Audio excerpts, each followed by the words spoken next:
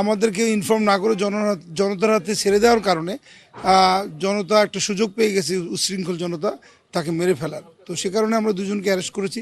তাদেরকে জিজ্ঞাসাবাদ করা হবে যে এর পিছনে কী ঘটনা ছিল এবং কোনো ধরনের অন্য কোনো উদ্দেশ্য ছিল কিনা সেগুলো আনার্থ করার আমরা চেষ্টা করছি। ময়মনসিংহের ভালুকায় ধর্ম অবমাননা এবং হজরত মোহাম্মদ সাল্লাল্লাহু আলাইহি ওয়াসাল্লামকে নিয়ে কটূক্তির অভিযোগে পোশাক শ্রমিককে পিটিয়ে হত্যা এবং তারপর তার মরদেহ পুড়িয়ে ফেলার অভিযোগে ইতোমধ্যে 7 জনকে গ্রেফতার করেছে র্যাব 14 এবং একই সাথে পুলিশের পক্ষ থেকেও বলা হয়েছে যে 3 জনকে তারা গ্রেফতার করেছে। মোট 10 জনকে গ্রেফতার করেছে এই ঘটনায় আইনশৃঙ্খলা বাহিনী।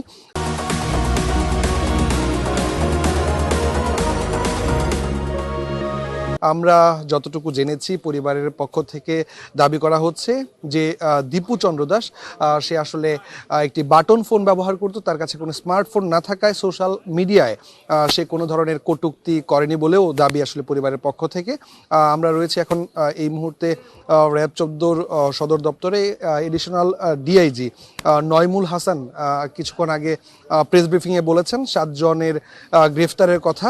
আমরা একটু আসলে জানার চেষ্টা করব যে ঘটনাটি ঘটেছে এবং আপনারা ইতোমধ্যে 7 জনকে গ্রেফতার করেছেন আপনারা বলছেন, তো এখানে এই কোম্পানির কেউ কি আছে কিনা গ্রেফতারকৃতদের মধ্যে এবং আসলে ভেতরে কি ঘটেছে বলে আপনারা এখন পর্যন্ত তথ্য পেয়েছেন? ধন্যবাদ। কোম্পানির এখানে 2 জন আছে, একজন হচ্ছে যে কোয়ালিটি ইনচার্জ আর একজন হচ্ছে ফ্লোর ম্যানেজার।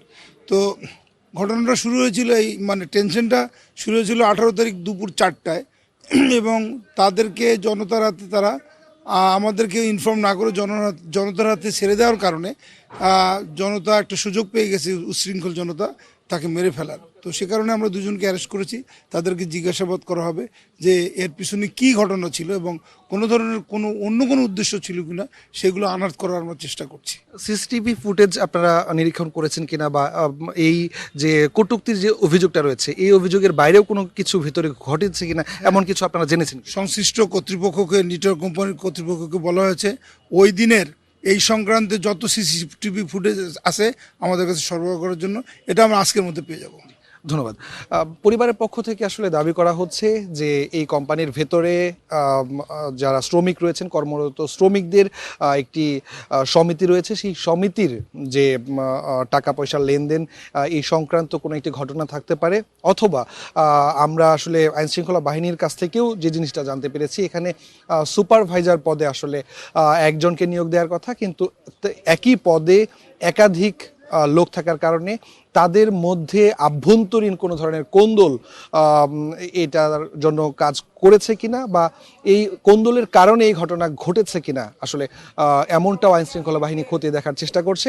একই সাথে এই কোম্পানির ভেতরে সিসিটিভি ফুটেজ সংগ্রহ করে সেই সিসিটিভি ফুটেজ পর্যবেক্ষণও করছে আইনশৃঙ্খলা বাহিনী। এখন পর্যন্ত 10 জনকে গ্রেপ্তারের ঘটনা র্যাব এবং পুলিশের পক্ষ থেকে আমাদেরকে জানানো হয়েছে। তার মধ্যে র্যাব 7 জনকে এবং পুলিশের পক্ষ থেকে 3 জনকে গ্রেপ্তারের বিষয়টি নিশ্চিত হওয়া গেছে। এই বিষয়টি নিয়ে পরবর্তীতে পর্যবেক্ষণ এবং তদন্ত সাপেক্ষে আইনশৃঙ্খলা বাহিনী পরবর্তীতে আরও বিস্তারিত জানানোর চেষ্টা করবে, আমরাও জানানোর চেষ্টা করব। এই ছিল আমার কাছে সবশেষ।